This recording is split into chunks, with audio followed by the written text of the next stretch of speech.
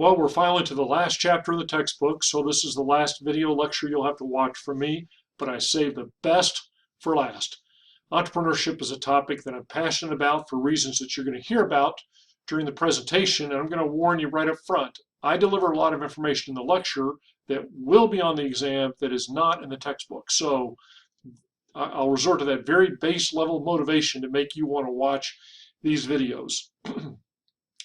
I'm going to give you a hint of what we're going to talk about. Entrepreneurship is cool, it is popular, and it is hard. It is really hard for companies to successfully innovate and to be entrepreneurial. So in this presentation, we're going to talk about why that is, why it is so hard, and how they try to do it more effectively. Normally, I don't stress definitions too much in this class, but I do think there are some of these that you need to be aware of. Here's my definition of an entrepreneur, and it differs a little bit from the textbook definition, and that entrepreneurs are people who see opportunity and then who seize the opportunity. The same is true for companies. They spot opportunities and then they do something about them to capitalize on them. So the big definition I think that you need to know about between strategic and corporate entrepreneurship is that it's not an oxymoron to say that companies can be entrepreneurial. Indeed, companies have to be entrepreneurial.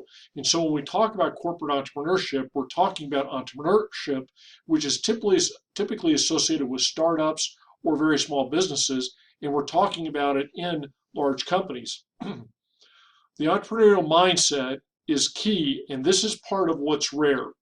Right now, we're in the midst of a horrible virus that has really shaken the economic activity of the whole globe to its core. Most of us are concerned, and we are just wanting things to get back to normal. There are a few people out there, though, that are figuring, how's the world going to be different? And how can I take advantage of those differences? And how can I take advantage of the uncertainty that we're feeling today? Those are the people that have an entrepreneurial mindset, that see threats not just as bad things, but also as opportunities. And lastly, there's two terms that I want you to be familiar with, but they hint at this very important reason for why entrepreneurship is so hard. You have inventions, or you could say that you have ideas. These are just new products or new processes. New ideas, new inventions are relatively easy. There are buku patents issued every year for things that are new. That does not mean they will be a commercial success. We call it an innovation when there is a commercial product that comes out of that invention, and we call it a successful innovation when it meets commercial success. So again, this is a very important idea. Inventions are a dime a dozen. Successful innovations are worth billions.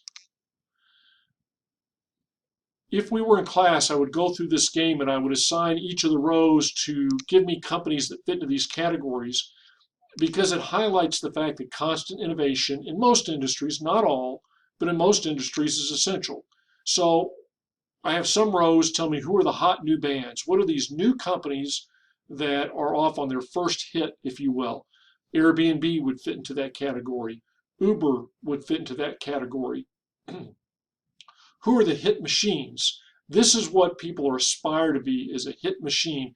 These are companies that roll out innovation, successful innovation after successful innovation. Companies like Microsoft, Apple, Amazon. These are the hit machines of the 21st century. Then we look at who are the golden oldies. These are companies that are still around, but their best innovations are years, if not decades, behind them. So companies like General Electric would fit into that category. IBM would fit into that category. And there are many other companies that fit in that category. A lot of retail right now. So does JCPenney have a future? Does Macy's have a future? Very open question, because they've not been able to innovate fast enough in the retail space.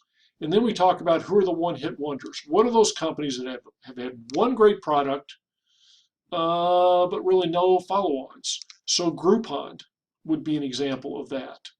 Rovio, the people behind Angry Birds, if you remember that craze, it's like one of the first big smartphone games. They've never had a second big game, and because of that, the company has kind of floundered.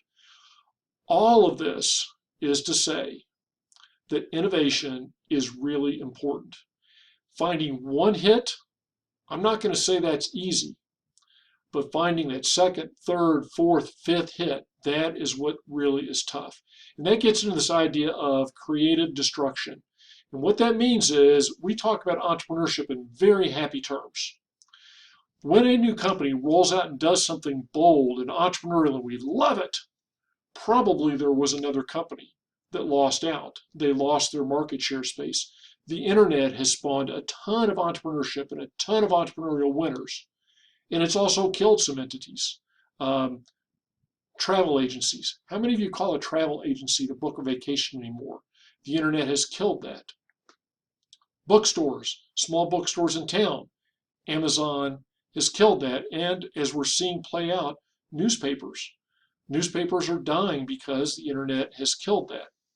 Let me tell you a story about this from aviation, but you know the company name. So the picture on the left side of the screen is of a 2004 Cessna 182 instrument panel.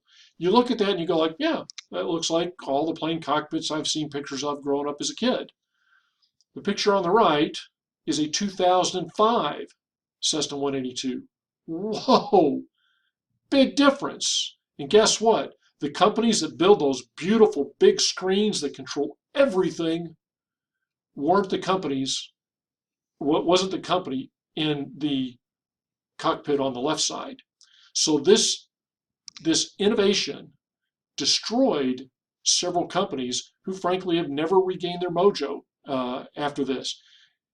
You know the name of this company, Garmin. What you didn't know is that Garmin started as an aviation company. In fact, the two guys that founded Garmin worked for the companies that built those instruments in the cockpit on the left, got frustrated that they weren't innovating fast enough, and so they created their own company. How'd they come up with the name Garmin? It's their first names. One guy's name was Gary, and the other guy's name was Min, and they both worked for King Aerospace, and they left and created Garmin. Now, what is that thing at the bottom? That's an old Garmin Navigator that maybe you grew up seeing in the family car. What happened to that market? It got destroyed. By what? The smartphone. And even in aviation, see that thing I just plopped into the middle? It's an iPad with aviation displays on it. If we were in class, I would demonstrate some of the technology to you. It's phenomenal. Now, that panel and that Garmin panel and that Cessna 182, that's like a $50 or $60 or $70,000 upgrade. That iPad, I can get the stuff to make that work pretty whiz bang for, in addition to the iPad, about $1,000. Much lower price point. Now, it doesn't do the same thing exactly, but pretty amazing. And so you see that companies are always coming out with new ideas, and the companies who don't get destroyed in the process. So with this fundamental sense of why this is so important, let's talk a little bit more about how it works in companies.